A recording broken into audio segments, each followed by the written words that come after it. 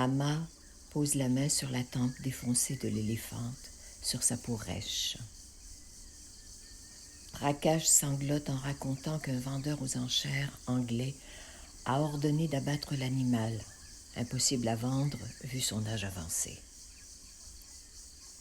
Malgré les supplications de Prakash, l'officier aux cheveux roux et à la fossette au menton, qui ne savait visiblement pas comment tuer un éléphant, s'est présenté pour accomplir le travail.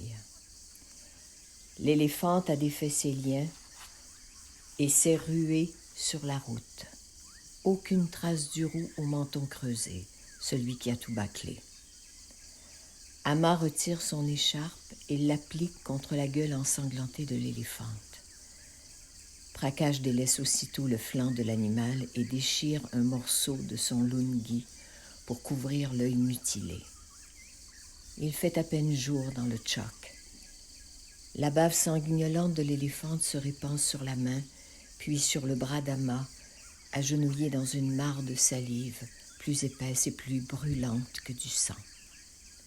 Le mélange du liquide écarlate et de la bave est rouge vif.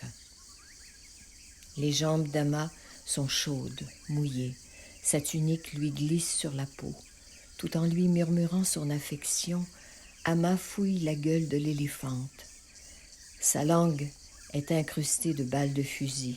Le sang fuit depuis le fond de sa gorge. Amma pourrait remplir des seaux de cette bave filandreuse et sanglante et s'en servir pour abattre la poussière des 3 sentiers. Elle enfonce ses doigts dans la langue de la bête pour en retirer les projectiles. L'éléphante tremble de douleur, son corps gris se déforme à vue d'œil.